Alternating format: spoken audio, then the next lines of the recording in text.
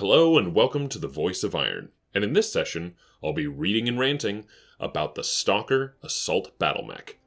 First, I'm going to read some of the known lore from SARNA.net, talk about the variants, and then I'll give my personal opinion and a couple stories. Relatively common as assault mechs go, the 85-ton Stalker has been a staple of assault mech formations for centuries. Notably, there's at least one downgrade, implicitly also various field refits, that reduces its mass and turns it into not an underweight 85-ton assault mech, but a 70 or 75-ton heavy mech, but we'll get to that in variants and notes later. The best way to sum up this mech is from Triad Technologies' very own marketing campaign for their assault platform. It's not flashy, it's not cutting edge, it just keeps coming. Description. The Stalker was first produced in 2594 as a heavy assault battlemech for the Reunification War. The engineers and designers at Triad Technologies created the Stalker to be a heavily armored weapons platform capable of handling combat at any range and absorbing a tremendous amount of punishment. Although among the slowest mechs ever built, the Stalker was still fast enough to keep up with other assault mechs and lead major advances, using its firepower to blast holes in the enemy's lines. Its heavy armor and armament also makes it well suited for urban combat. Indeed, a favorite tactic developed by Stalker pilots was to lie in wait inside a building until an enemy mech passed by, then crash through the wall and emerge onto the street behind them. For nearly 200 years, the Stalker remained in service for the Star League Defense Force as a workhorse assault mech. After the fall of the Star League, it continued in the same capacity for another 200 years in service of the successor states. Additionally, though Triad Technologies was destroyed in the Succession Wars, the Stalker remained in continuous production since both Irian Battlemechs Unlimited and Trellshire Heavy Industries began producing the mech at their factories on Shiro 3 and Twycross respectively. Both the Free Worlds League and Lyran Commonwealth were thus able to maintain the largest number of Stalkers in their arsenals. Even so, the mech was so common throughout the Inner Sphere and the Periphery that some pilots lost their fear of it, at least until they had to face one in combat. Its long career also led to a large number of variants, one of the most common being one which removes 10 to 15 tons of weaponry in order to lighten the strain on its increasingly older, battle-worn skeleton. This created at least one sub-variant that effectively rebuilds the Stalker as a 75-ton mech, but again, we'll get to that later. Starting in the late 3040s, Irian began utilizing newly recovered lost technology to update the original design, improving its weaponry, armor, and heat management capabilities. These new STK-5M models were fielded in time to take part in the Clan invasion, although even with their upgrades they were severely tested by the Clan Omnimechs. The Federated Commonwealth also produced their own variant, the STK-5S, although this was introduced towards the end of the invasion. New variants would continue to be produced in the wake of the FedCom Civil War, won for both of the split nations, and by Irian in an effort to further keep the design alive. Weapons and equipment. The original FTK-3F Stalker's weapons array is geared to increase damage as it closes with its target. The Stalker's long-range weapons are two Jackson B5C LRM-10 launchers, one of each mounted in either arm, with an accompanying 1 ton of reloads. These provide the Stalker with its longest range punch and allow it to give indirect fire support when needed. At shorter ranges, the Stalker next brings its two Magna Mark III large lasers, split between left and right torsos, to bear on its target. For close ranges, the Stalker carries 4 Magna Mark II medium lasers, split between the two arms, and 2 Thunderstroke SRM-6 launchers, each fed by 2 tons of reloads, split between left and right torso. The number of weapons carried by the Stalker is so great that should a pilot attempt to fire all of them at once, they would easily overload the 20 heat sinks the mech carries. Originally, the Stalker used a special fire control computer which determined the range to the enemy and suggested the optimal mix of weapons to avoid such a problem. Inherent to the ravages of age, many older mechs lack this piece of equipment. By the late Succession Wars era, a functional SPAR 3C tight band targeting and tracking system was considered very valuable. These pilots therefore must take care when in combat. 13.5 tons of armor may defend against the enemy's blows, but will do nothing to prevent an ammunition cook-off caused by overheating. Variants. First, the downgrades. Stalkers suffered structural weaknesses, symptomatic of the extreme stress the 85-ton mech's skeleton had to bear. In later times, this necessitated the lightening of the load by a full 10 to 15 tons. A common solution to this problem was simply to remove the twin LRM-10s, leaving the close-range firepower intact in order to keep an otherwise capable mech in service. A similar downgrade was to remove one LRM and a laser, or two instead. In some cases, it seems the mass of the internal structure was reduced in those downgrades, creating 70-ton or 75-ton variants. However, official record sheets for 70-ton Stalker variants from Record Sheets Volume 4 Assault Mechs, described as the STK-4N and STK-4P, were since replaced with newer record sheets for these variants from the 3039 unabridged record sheet list, leaving only the STK-4P as an underweight Stalker variant with a known alphanumerical code. It remains unclear if other 70 or 75-ton downgrades still exist, as mech construction has changed since the original publication by Comstar, and now allow for mechs to be more underweight. Now, onto the standard variants. The STK-3FB was a royal variant of the Stalker that was introduced in 2705. It carried a Guardian ECM suite in the center torso, upgrades the large lasers to extended range versions, and adds Artemis IV control systems to the LRM-15s that replace the Jackson LRM-10 launchers. The SRM-6 racks are gone, and the standard heat sinks were replaced with 17 double heat sinks. Surviving examples of these variants left with Alexander Kerensky during Operation Exodus. The STK-3FK was a unit used by the 4th Sword of Light. This variant of the Stalker replaces the heat sinks with double heat sinks, adds Artemis IV FCS to the LRM-10 launchers, and replaces the SRM-6 packs with 4 Streak SRM-2 systems. The STK-3H variant of the Stalker was introduced by Triad Technologies in 2638 to take part in sieges. The mech removes both large lasers and LRM-10s and replaces them with 2 LRM-20 launchers and 2 tons of reloads. This makes the 3H a powerful long-range support mech. The STK-4N was a modification of the Stalker introduced in 2876, which sought to increase its heat efficiency. The 4N model removes one of the LRM-10 launchers and adds 6 heat sinks to the design. These make the Stalker more heat efficient, but also make the mech weaker when engaging an enemy at long range. One standardized downgrade was formally identified as the STK-4P in 2998. It reduced the chassis to 75 tons and the armor to 13.5 tons, and it removed the left LRM-10, although there is quite a bit of redacted information by Comstar for this particular variant. The STK-5M was an upgrade originating from the Free Worlds League. The 5M variant of the Stalker was introduced in 3050 using moderate amounts of Star League technology.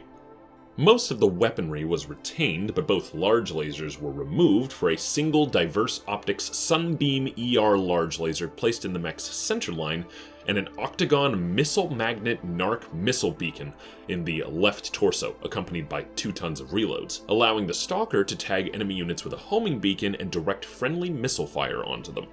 The 17 double heat sinks at the 5M afforded far greater heat efficiency than the 20 single heat sinks of previous models, although it still could not handle firing all of its weapons simultaneously, and an additional ton of armor was added for survivability.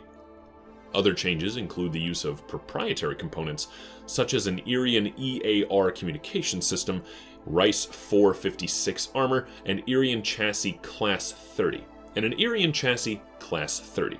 Unfortunately, the designers of the new 5M dismissed the inclusion of case, a factor which led directly to the deaths of several Stalkers during the clan invasion due to ammunition cook-offs caused by overheating and weapon penetrations.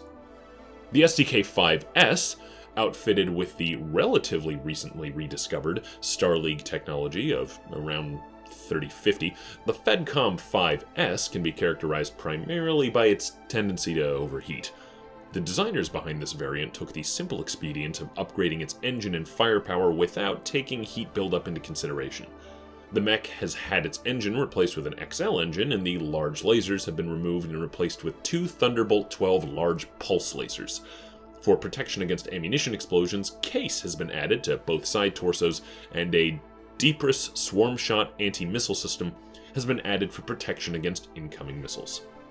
The STK-6M was Irian's attempt to make up for the shortcomings of the 5M. The 6M, introduced in 3062, drops the SRMs and NARC entirely, upgrades the LRMs to 15 tube racks with integral Artemis 4 FCS and 3 tons of reloads each, and upgrades the lasers to ER versions, mounting a 5th medium. Most importantly, the LRM magazines are now protected with case. The STK-7D Stalker, introduced by the Federated Suns in 3062, is built on a standard chassis and engine for rugged durability and carries a primarily energy arsenal. Its 2 primary weapons are 2 ERPPCs, giving the 7D a striking distance out to just under 700 meters. The mech is also armed with 4 medium pulse lasers for close combat, which are backed up by 2 Streak SRM-4 launchers to take advantage of any weak points in the enemy's armor. The lasers and ERPPCs are all linked to an advanced targeting computer, which gives the 7D extreme accuracy.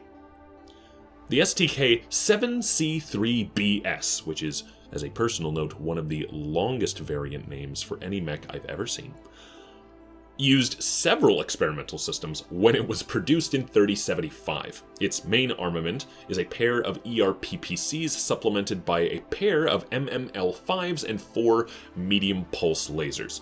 A small VSP laser rounds out the weaponry. To communicate with its lancemates, this Stalker version uses a C3 boosted slave system, while the MML ammunition is protected by Case 2 systems. The STK-8S was introduced by the Lyran Alliance in 3064. The 8S is built around a new light fusion engine, which frees up some tonnage for heavier weapons. The 8S is armed with 2 ERPPCs for long-range combat. When it closes with an enemy, it can bring its new heavy Gauss rifle to bear at intermediate to short ranges. Finally, for short-range combat, the 8S carries 2 medium pulse lasers and 2 ER medium lasers. And finally, the STK-9F was developed after consumer feedback highlighted several issues with the new Stalker 2 from Irian Battlemechs Unlimited. Thus, they introduced the 9F configuration for the classic Stalker. Largely a Clantech retrofit of the STK-3F, the 9F upgrades the 3F's LRM-10 and SRM-6 launchers to clan specifications and replaces the torso-mounted large lasers with large pulse lasers. The arm-mounted medium lasers, however, remain unchanged. The 9F also sports a targeting computer and active probe system, as well as a light fusion engine, Case 2 protection, endosteel, and, like the Stalker 2, the mech is protected by hardened armor. A modest 13 double heat sinks struggle to mitigate the 9F's heat output. Related, I mentioned the Stalker 2. Specifically, the STK-9A is a complete redesign of the Stalker, which carries heavier armor, an advanced targeting computer, and longer-range weapons, but it is generally considered to be its own separate mech. And now, my personal notes. I'm going to start out by talking about a tabletop story this time. The last few times I talked about my personal notes, I think I talked almost exclusively about MechWarrior 5. But let me tell you about Commander Klutz. That may sound like a very interesting name for a mech pilot, but believe me, it's well earned. You see, I was playing a defensive match. There were clan units that were trying to invade a Steiner stronghold on a, lightly populated world, but we had a military base there. So I set up my Steiner boys. In fact, you can probably see a picture of the particular Stalker I had in that battle on screen. He was the commander, being the assault mech, and the one expected to basically just act like a turret for the whole game. And The other mechs were, I believe I had a Wolfhound there, and, just a couple others for screening. Well, his primary job, he was positioned on the 3rd floor of a very large wall that could support about 100 tons, and he's an 85-tonner, so it's kind of a no-brainer. So he would walk along the wall, fire at long distance, and with those large lasers and the LRMs, I was doing pretty good. I had my mediums in case they needed to get up close. So, the clan ended up running up. By the way, this was the game where I learned the terror of the fire moth. That thing's horrifying. But Commander Klutz here earned his name because of what exactly happened on that wall. He did a pretty decent job at firing upon the enemies that came up to him, but clan mechs are fast. They outflanked him, and they shot at him repeatedly. And of course, you need to make a pilot skill check whenever you take more than 20 damage in a single turn. He did, and every single time that I made a pilot skill test, I failed. All of them. And he was a decent pilot. I mean, he had a 5 for pilot skill, but he just kept falling down. And so he would fall repeatedly back on top of the wall. Now, of course, I'm an assault mech. I don't care that much about my personal damage.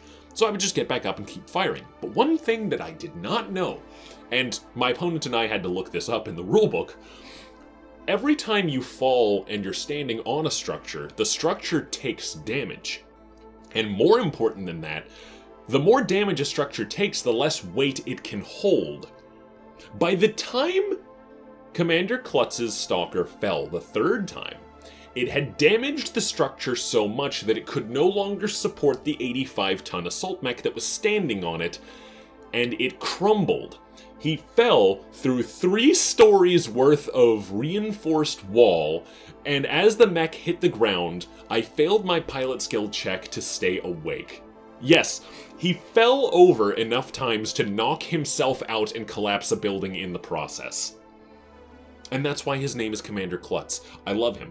And the Stalker was a lot of fun to play. Now, despite the fact that that story makes the Stalker sound bad, it really wasn't. It did a good job at dealing long-range damage, and although the clans eventually did win the day, I really do think that this is a good platform because the actual Stalker itself was completely intact. No ammo cook-off, no actual significant damage internally. I just got knocked out. The pilot got knocked out before the mech even received enough damage to take internals. That's how hardy it was. And then, flipping back to the video games, flipping to MechWarrior specifically, I have driven the Stalker a number of times. It was, I think, the first major assault mech I ended up buying in MechWarrior 5. I know, weird. You'd think I'd go for the Atlas first, but the truth is I found a Stalker before I found an Atlas. I might have found the Victor first, but I'm not actually sure. The point is, I took this thing out for a spin, and it performed phenomenally. I mean, this thing eats as much damage coming in as you would expect an assault mech to, and I don't know if the game factors in the fact that it's kind of sloped forward a little bit, but either way, it works pretty well. Like, it is... I did not take that much damage in this thing, at least not before destroying the enemies before me. I mostly use this thing in free-for-alls in the arenas, but whenever I took this thing on destruction mission, like demolition missions, or, like general battlefield missions, I really had nothing to worry about. It feels safe to drive, and it feels satisfying to fire the weapons. Now, the article mentioned it has an overheating problem. Yes, it does. It really, really does. I often find myself stripping out some of the lasers just to meet, just to put enough heat sinks in this thing to matter. And the second I get access to double heat sinks, the Stalker's my first candidate to shove doubles into, for the most part, unless I'm, driving a Wolfhound around. So it's got heat problems. It really does. But it is a beautiful machine. It is slow, it is heavy, and admittedly there are mechs that deal more damage than this thing. But, it has a ton of weapons on it. If you manage your heat well, it performs incredibly, and in general, it's just very, very satisfying to drive. I can't think of many instances where I have lost an engagement with this thing. It is devastating to bring to bear, and cheaper than an Atlas, and a King Crab, and a Highlander. And sometimes even a Victor, depending on what happens to that Victor. The point is, I don't have to spend nearly as much on this thing as I do on other assault mechs, and it hits just as hard, if not harder, than the rest of them, and it feels incredibly safe for me, the pilot, to drive, so I like it personally. I've played it on the tabletop, and it's fun. It's my little turret, and I've played it in the video games, and it is satisfying to drive. Not to mention, from a model perspective, this thing was fun to paint.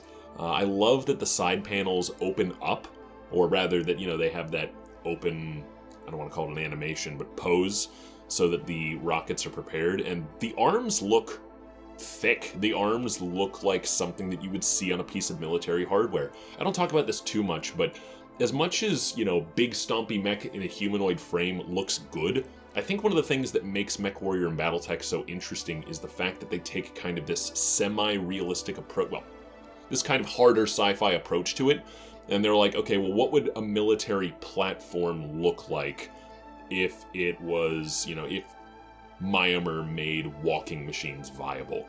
And the Stalker and the Catapult and things like the Mad Cat really tend towards this almost sort of boatish, helicopter-ish, tankish design. And I like that. I like me some mechs with arms, and I like that they're justified that they can swivel around. Indeed, this thing does not have the ability to grab anything. This thing does not have the utility to do that or to swivel its arms around to the sides. It can go forward, it can go up, it can go backwards. That's about it. I don't know why you would want to shoot down, but you can. But yeah, no, it's 2 axes of movement. Probably makes the lives of the engineers working on it so much better. Heck, it probably saves a lot of Myanmar. I mean, think about it.